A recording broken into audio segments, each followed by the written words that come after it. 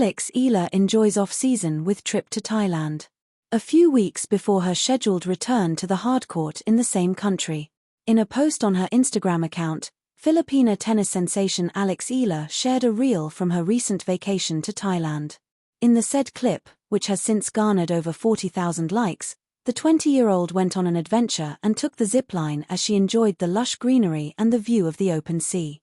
She even quipped that her mother told her to stay safe in Thailand, but went on to the said activity since it had a helmet provided anyway.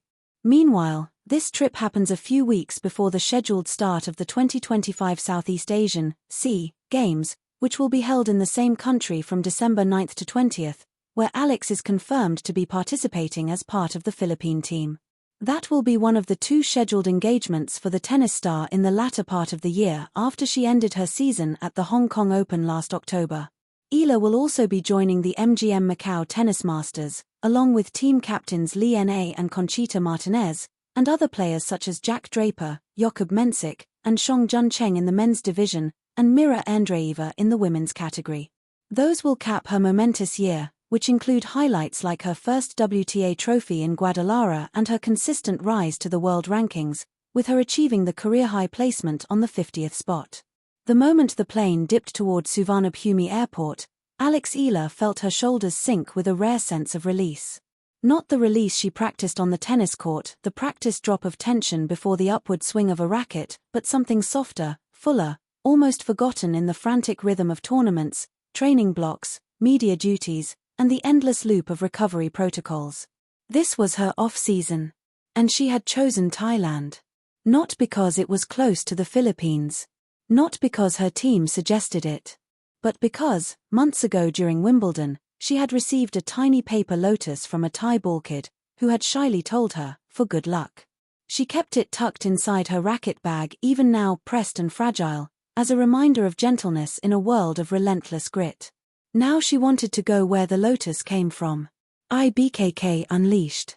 The Bangkok air hit her like warm broth, thick, fragrant, and surprisingly comforting. A staff member guided her toward the exit, but Alex paused first, looking up at the ceiling's glittering golden curves, like a temple disguised as an airport. Tennis star chooses Bangkok for vacation, her coach had teased. Should have gone somewhere cold. More recovery for the body. But Alex didn't want cold. She wanted warm everywhere. Warm weather. Warm people. Warm food. Warm silence. She tugged her backpack, slung her small duffel, and let the city swallow her whole. Her first stop was Chatuchak Market, a labyrinth of colors, sounds, and smells. Vendors shouted lightly, not aggressively, offering coconuts, art pieces, scarves, spices, mango sticky rice shining like gold under the sun. Alex wore a cap low on her face and a loose cotton shirt that wouldn't make her stick out as an athlete. She felt wonderfully anonymous. Nobody watched her footwork. Nobody timed her sprints. Nobody asked, ready for the next tournament. A vendor with silver-gray hair spotted her staring at hand-woven bracelets. Special price for you, the woman said warmly, tapping Alex's wrist as though measuring its size from sight alone. You are Filipina, yes? Alex blinked. How did you know? You smile with the eyes. Filipino smile. She winked, fast as a card trick. Alex bought 3 bracelets, one for her brother Miko, and one for her mother, who collected traditional crafts from all over Asia. She wrapped them carefully before tucking them into her bag. As she walked through narrow stalls with grilled seafood smoking in the air, she realized something. Here, she wasn't Eala, the tennis sensation. She was simply Alex, the traveler with messy hair and a soft heart. And that anonymity felt like inhaling for the first time in months. 2. Ayutthaya and the art of stillness. A day later, she traveled to Ayutthaya, the ancient capital of Siam, where temples lay like sleeping giants among the trees. She rented a bicycle.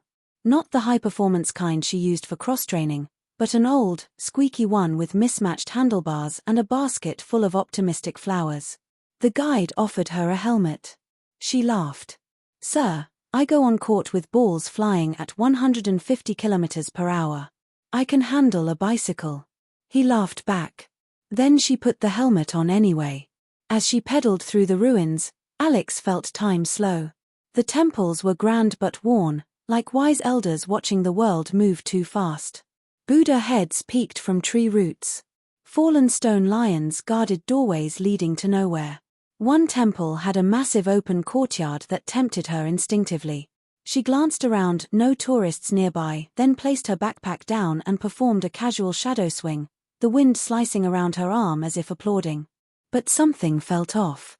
Not her technique, her coach would have approved of the shoulder rotation. Not her body, though there was a faint bruise blooming on her hip from a tough match weeks ago. It was the silence. Silence so deep, it gave space for thoughts she usually outran. Am I doing enough?